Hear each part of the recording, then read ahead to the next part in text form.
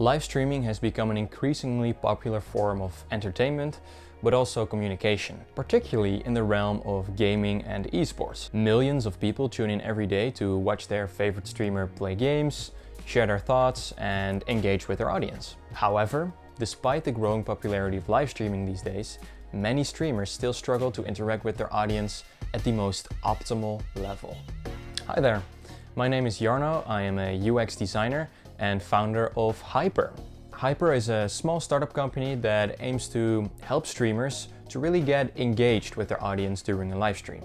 Now, this startup isn't only a business, but it's also part of a school project that I'm working on. Right now, I'm in my last year of college, and this video is part 1 of 4, in which I will explain a bit about the company, and for my graduation assignment, I will also use these videos to showcase several products I have worked on over the last school year.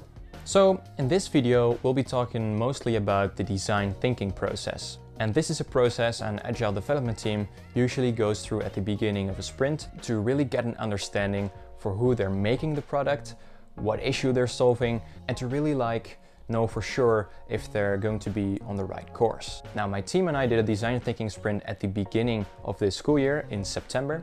And also right around February, the team and I did a redesign sprint in which we really kind of talked about and researched a couple of different topics we wanted to work on for the following semester. So a design sprint typically consists of 4 major phases. You got the empathize phase, the define phase, the ideate phase, and the prototype phase. So the empathize phase is really aimed at understanding your potential customers.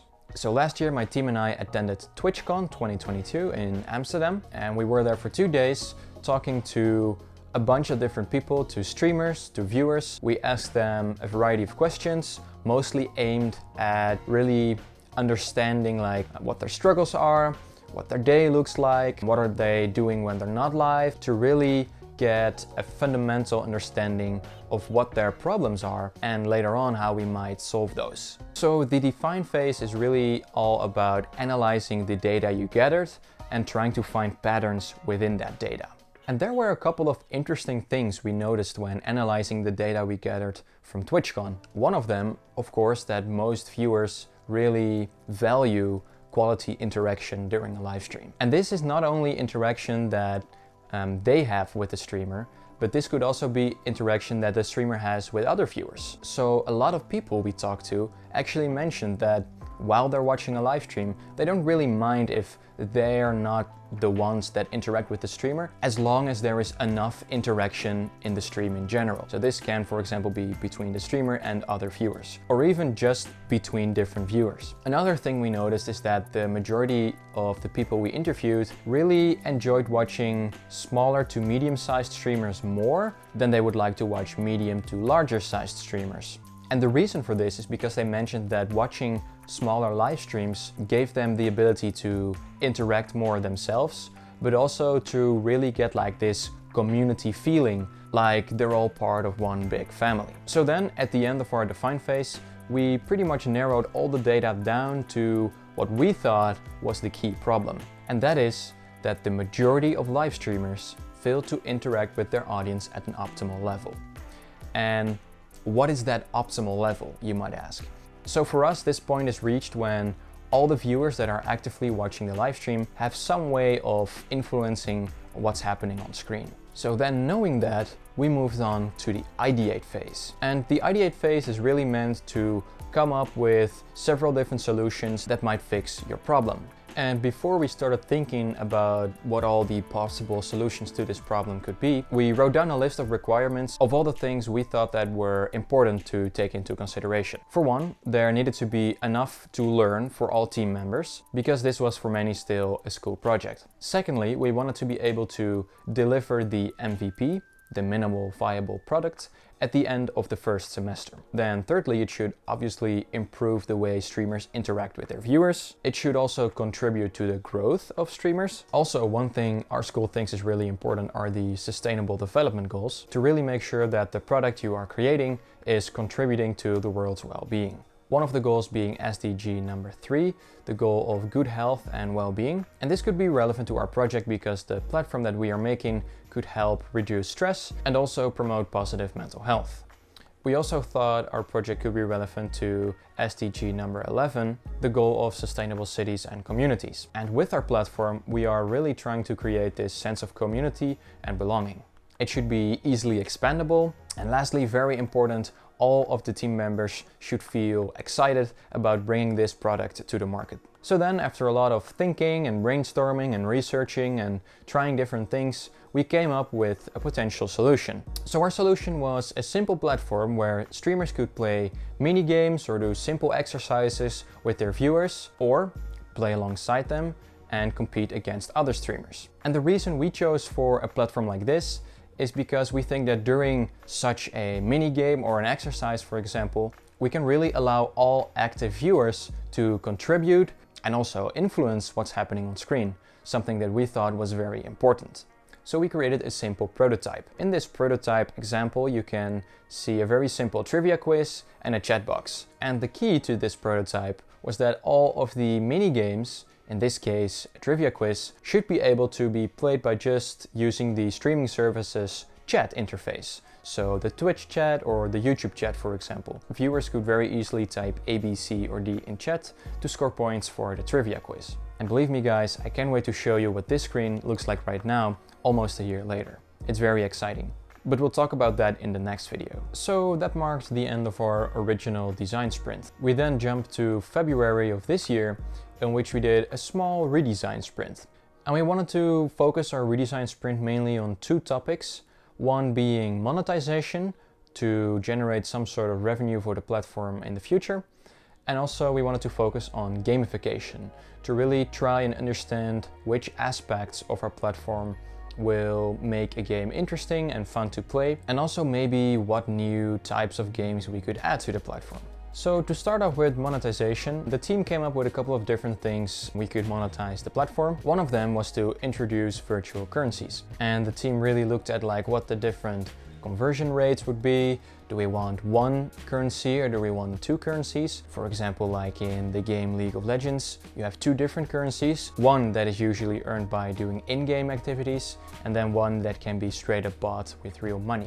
Another thing they looked at was the possibility of adding subscriptions. With a subscription, a user could possibly get a couple of extra features. For example, access to beta features that need to be tested and are in early access, a couple of extra premium games that we specifically designed for subscription holders, and possibly get like daily credits or currencies, something like that. Another obvious way to earn revenue on your platform is to use advertisements. Now, advertising on our platform is really something we would like to avoid as much as possible, because having an ad on your platform really kind of ruins the experience for a user. And the experience being a very big part of what we're trying to offer, what we're trying to sell, we don't want to ruin that by putting ads everywhere. Though there is one form of advertisement that we thought we might want to look into, but this is more like on a long-term basis. We could potentially get sponsored by different companies, and this allows us to implement the advertisements in a way that doesn't really ruin the user experience. For example, we could put quiz questions for the trivia quiz about a certain kind of topic that the company wants us to talk about. Those things will be less noticeable, but also generate some revenue for the company. Lastly, just a very small thing is merchandise. So doing some sort of merchandise not only makes money, of course, but it can also really help to grow the brand. Now let's talk about the research we did on gamification aspects. So some of the potential benefits of using gamification include motivation, engagement, data collection, learning, and rewards. So then a couple of different ways on how you could implement gamification could be through leaderboards, progress bars, missions, challenges, virtual currencies, perhaps some kind of avatar customization feature to really give the platform a personal touch. And it could also be beneficial to implement a couple of various social features. So first of all, one thing we really liked to start working on were challenges. A couple of the guys from the team already had some cool ideas for challenges that we could potentially implement into the platform, and that would also really enhance the experience of our users. Another thing to really reward viewers for their progress could be badges in the chat. So on our platform, we kind of mirror the chat of the streaming service, and because we do it that way, we can give the viewers their own special badge rewards in front of their name in our chat. Another thing that we really like to work on was a leveling system. And this is actually already implemented at the time of recording this video. With a leveling system, viewers can really carry over their progress to other streamers and really work towards a specific goal. Then lastly, we really started doing some research on what fun games we could implement on our platform. We mainly looked at some different card and board games, and we would then try to make a digital version of it that streamers could play with their viewers. And a couple of ideas we had included Word Scramble, the trivia challenge of course that is implemented right now, Pictionary, Hangman, some sort of virtual escape room, Spelling Bee, 30 seconds, of which we actually have a working prototype right now, some sort of music or a sound battle where the viewers would have to guess what song or what sound something is, and they could earn points by giving the correct answer. These are only some of the things we explored, but there are of course so many options, endless options to implement new ways and exercises. Something fun we would like to do in the future is maybe look at some popular team building exercises and try to digitize and implement some of those into our platform to really work on the bonding between the streamer and the viewer. Hopefully in that way create a stronger connection. So to conclude this video, there are a lot of things that I learned. Things I learned about design thinking, about monetization, gamification, but most importantly also things I just learned about streamers themselves, what their problems are, how we might solve those. In the second video that is part of this video series, I'm going to talk about the different designs I made for the platform and also kind of talk about where the company is headed towards in the future. Now, if you want to test the live prototype we have online right now, you can go to hyper.net and try it for yourself. Thank you very much for watching. See you in part 2.